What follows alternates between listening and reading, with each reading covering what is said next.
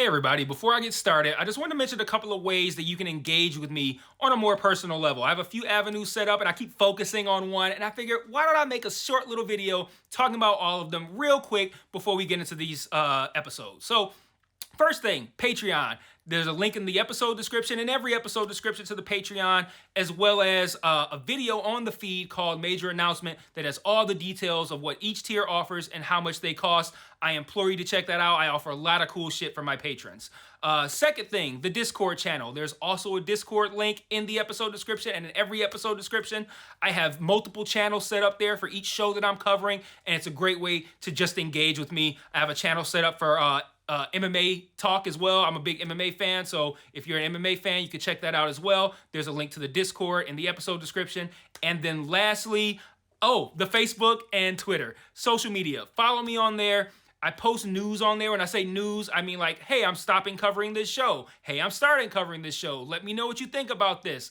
I do live watches of things on Facebook where like I'll check in and say I'm watching so-and-so show, and then I'll like live comment while I'm watching it, and that'll be cool if maybe you watch that show too and you want to watch along with me, or you're watching it later and you will see my thoughts, which are usually pretty entertaining because I'm usually pretty high when I'm writing them. So check out all those links in each episode description, and let's talk about this episode. Peace. One mic, one mic. Yeah. All I need is one mic. One mic. Yeah. All I need is one mic. One mic. One mic. Hey everybody, welcome back to One Mic, and today I'm here to talk about Season 4, Episode 6 of HBO's Barry, entitled The Wizard. So the episode title, let's talk about it real quick. So the episode title, The Wizard, the Black Sabbath song, The Wizard, plays the beginning and the opening sequence, not the opening sequence, but in the portion where Barry is essentially telling his son that he's leaving to go to LA. Now, the band says that the song is inspired by Gandalf from Lord of the Rings. And on the surface, the song is about a wizard who seems to come to a village and take all the bad shit away, leaving only good shit, and just brings happiness. And then there's another interpretation of the song saying that the song is supposed to be about the band's drug dealer, who of course would take away all the evil and bring all the joy with his arrival. The big question is, I think, why was this chosen for this episode? Why was it chosen as a song? Why was it chosen as the episode title? And man, I can't fucking place it, man. I can't think of anyone in this episode who brings positivity with their presence, or who takes away the bad. Like, to me, I feel like everyone's bringing bad in this episode. Barry definitely is. Fuchs is. Hank is.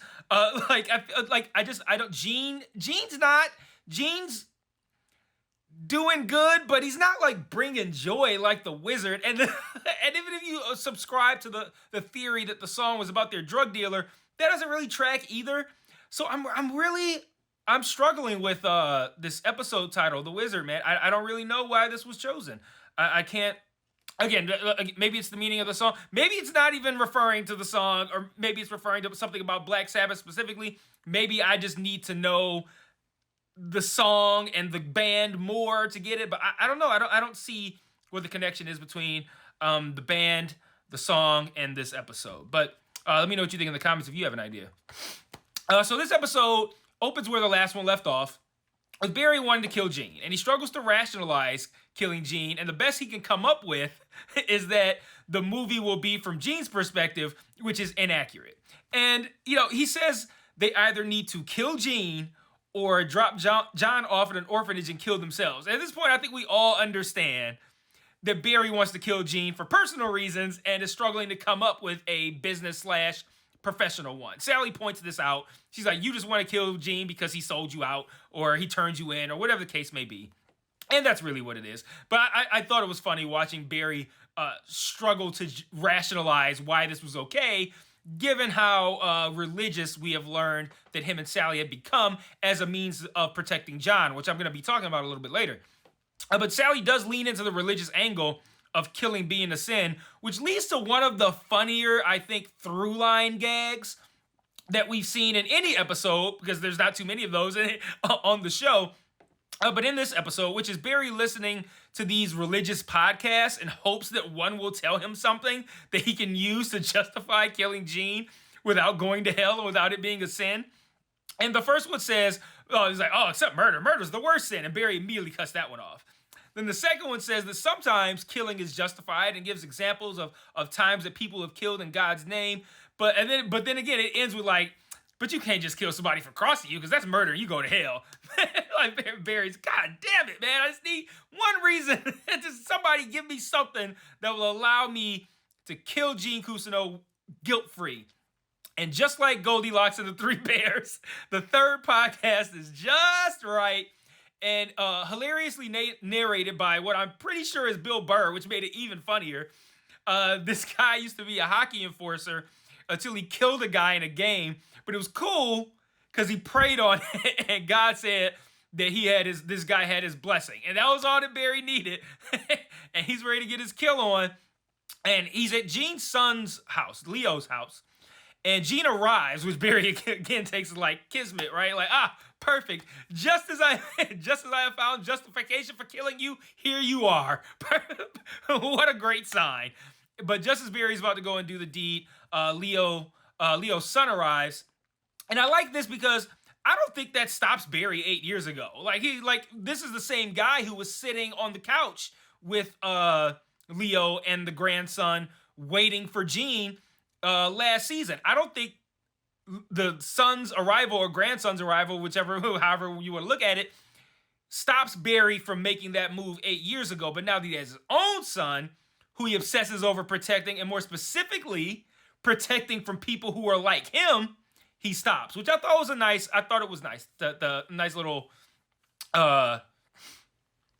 a moment of, I think, character growth, but then also understanding for us as the audience. Like, okay, we really understand this guy. Like this is a guy who would have done this before, and he's not doing it now, and they've set it up with, like, his religion and how he feels about his son and protecting his son. It's like, oh, shit, I'm the guy that I'm trying to protect my son from. But let's rewind, though, because I skipped over a lot to talk about Barry's little podcast adventure all at one time here, so I want to talk about what happened with the other main characters in this episode as well. And this episode catches us up on what's happened with everyone else over the 8 years between episode 4 and episode 5. So, that's right, yeah, this is 6. So, yeah, 4 and 5, yeah.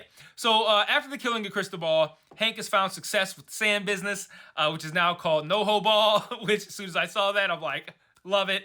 There's a Cristobal statue in the lobby at this place.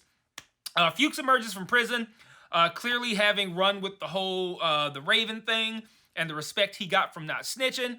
He comes out in a beater with, like, tats, black fingernails, and some jewelry. He got a crew that picks him up, and they pick him up and they take him to Hank.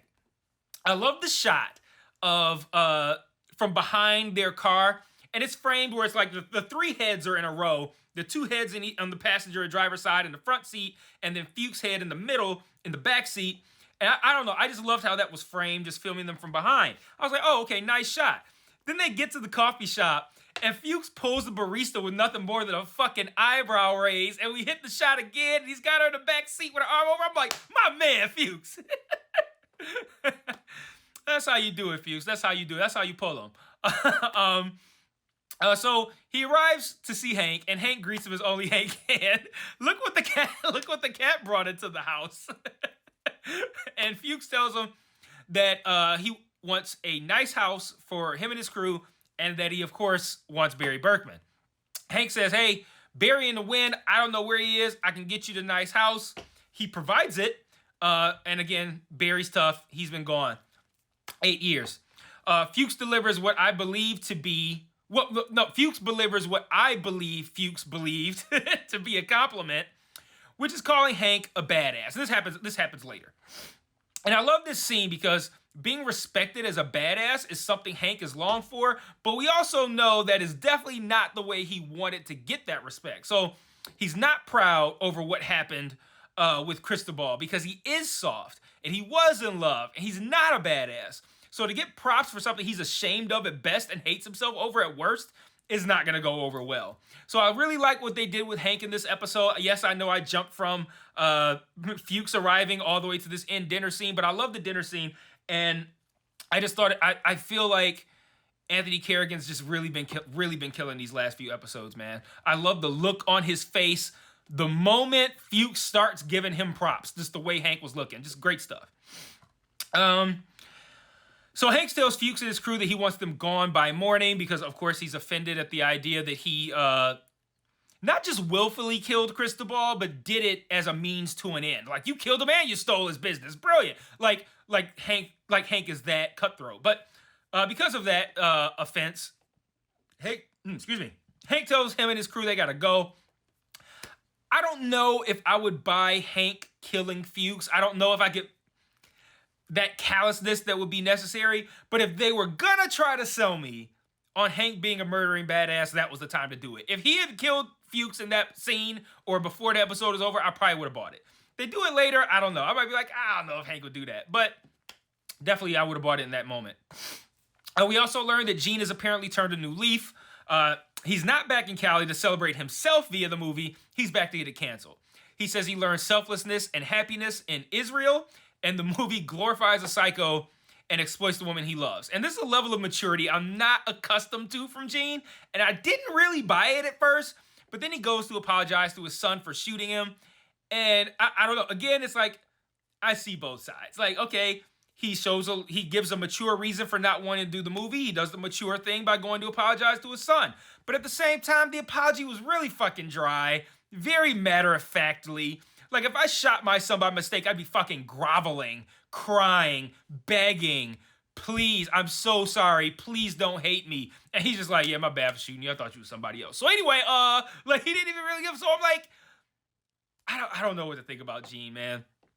So at the same time, that sort of obliviousness to how dry his apology was, that does track with Gene. I don't know. So I guess he could have meant well and just not delivered well. But I don't know. I'm still on the fence. Like, was that legit or is Gene kind of working towards something? Because I don't know. It seemed the action seems too mature, but the delivery doesn't. I don't buy it. So we'll see. And I want to end this video with the closing sequence that was simultaneously pretty harrowing and extremely befuddling. So let's end with this sequence. So Sally, she's home alone with John, and she tragically burns a grilled cheese sandwich. I love how she's like, I worked really fucking hard on that. like it's a goddamn grilled cheese sandwich, you still fucked it up. And I love how, I don't know, she could have set down a burnt grilled cheese, and I would be like, oh, she burnt the grilled cheese, LOL. But the fact that the scene opens with the smoke alarm going off, and then she enters the frame with the burnt grilled cheese, that made it funnier. The fact that when she puts it back down on the table, I feel like I'm still seeing smoke in the air. Like, I don't know. I just thought, it's the little things that I think can make something go from funny to really fucking funny. And I don't know. I don't know why. The smoke alarm, the movement of the sandwich into the frame, I worked really fucking hard on that. I don't know. I thought that was all really funny scene. But she decides that her son's sadness is too much for her to deal with, so she pours him some vodka into his juice and tells him to drink up. So already I'm getting nervous because I feel like something's gonna go left, but I don't know what it is. And I love how this episode, I feel, faked me out a couple of times first. Because she puts the vodka in the juice. All right, I'm like, is she gonna get this kid killed somehow while Barry is gone? Is he gonna get too drunk? Like, what's gonna happen here? But she's now drunk, and presumably so is John, because he's passed on the couch. She can't wake him, so she goes to get in the bed herself. And as she stumbles into the bed, we hear the bullets from the disassembled gun in the opening scene falling on the floor. Just running back to the opening scene. You know, I mainly talked about Barry wanting to rationalize killing Gene, but it opens up with him having a disassembled gun on the bed and asking Sally to assemble it. So, you know, in case some shit pop off, but he wants to keep it disassembled so John can't use it. So, we hear the bullets from the disassembled gun fall on the floor, and again, I'm like, oh shit, is the kid gonna wake up drunk and shoot himself or Sally? Like, what the fuck? Like, so again, I'm panicking, like, what is gonna happen? But then Sally is awakened by voices saying they're coming for her and her son, so now I'm panicking, like, for real, like, what the fuck's going on? And she leaves the bedroom. John's still asleep on the couch. Nobody's in the house. She's walking around, she's closing windows, everything seems smooth, and they have, like, a dope shot where skinny dude, all black bodysuit, black thing over his head, is just there, just standing right there. He's like, oh shit, this is crazy. And she starts to walk away. He ain't even in the frame anymore. It's just like, when is this guy gonna fucking pop up? And the camera shifts to where, and as it's shifting, it's kind of like rotating, right? And as it rotates back to where the guy was before, he's no longer there, and it keeps rotating, and then you see him, and then he starts walking real fast up behind Sally. I'm like, oh shit, what's gonna happen? And she goes back in her bedroom, and he closes the door behind her and locks it, which I don't know. How'd you lock? I don't know how he locked the door from the outside, but I'm gonna chalk that up with everything else that I'm gonna talk about at the end here. And we hear all sorts of wild shit. There's lots of commotion coming from outside the door, lots of things falling. She assembles the gun and shoots out into the living room through her bedroom door. And I'm just like, oh my gosh, she's gonna shoot her fucking son by accident. I'm just like, what the fuck is happening? Just terrified, like, oh my God, this is too intense. You hear someone saying that John won't wake up. I think they said, like, he's not breathing. You're like, what the fuck? You hear, what did you put in my eye? Which is the only clue that this may not be real. And you hear the guy say, like, what did your mom put in my eye? Which obviously Sally's not in there and John's not awake. And the what did you put in my eye is a callback to the dude that Sally killed. What he was saying when she stabbed that dude in his eye that she ended up killing last year. Like, what a weird scene. So I'm like, okay, maybe this is a hallucination brought on by that trauma and being left alone without Barry. And then the whole side of the house live up. I'm just like, yeah, this definitely ain't real. And we see a pickup truck back up and drive away. And then Sally emerges from the bedroom to find John still asleep, but the house is legitimately trashed. And I'm just at a loss. Like, I have no idea what happened here. And we see her again when John wakes up, and she's leaving a voicemail for Barry, asking him to come back. And the house is still trashed. And I tried to make sense of this for a bit after watching the episode. All I can really arrive at is that it was what it was, and that this show just sometimes enjoys stretching the limits of plausibility. Like, it likes to dip its toe into the surreal, which it has done multiple times every season. So with that in mind, I don't think the scene is a hallucination or anything like that. It's real. Sally's fear of being alone is real. Sally's fear of somebody wanting to kill or arrest them is real. I just think Hader chose to stretch the limits of reality as a creative choice, but also because not adhering so strictly to the rules. Like, I need to explain, who is this that's there? How did they find them? Why are they here after 8 years? Why do they want to kill? Like, feeling like you need to explain all that and then deciding, fuck that, I'm not going to explain any of it, and I'm just going to have this kind of surreal break-in scene. It made the scene significantly more intense than I think it otherwise would have been if Hader had been like, let me adhere to the rules and make it so that this scene is somehow plausible. And I don't know. I feel like generally I would shit on a show about that, but this show has a history of, like, that's what this show is. It does that kind of shit, so I don't feel any kind of way about saying, like, oh, okay, that's probably what was happening here. A show that doesn't do that kind of shit, I'm not gonna give them that much rope, to hang themselves with. Like, yeah, I'm sure. Oh, now that scene, that's fine. I'm sure they were doing this. Another shitty scene. Oh, that's fine. I'm sure they're gonna do. Like, I'm not gonna give that to a show that doesn't do the kind of shit that Barry does. Barry does this kind of shit. I'm gonna think like, okay, there's got to be something going on here. Let me spend some time with it. So, that's all I could come up with for what that end scene is. But you can let me know in the comments what you might have come up with. So, it's the not knowing. What's going on? Who is this? Why do they want to hurt them? Not being able to see what's going on. All of that. The confusion of it all, I think, added to the mystery, and it added to the intensity. And the episode ends with Barry being abducted and ending up in Jim Moss's garage, which is the last fucking place Barry wants or needs to be. And I think the last time we saw Jim Moss, he was saying he couldn't promise that he wouldn't kill Barry if he found him. So, episode 9, baby. We'll see what happens. The penultimate episode of the series. I'm sorry, episode, not 9, 7. Episode 7. I will see you guys next week for that one. And until then, peace.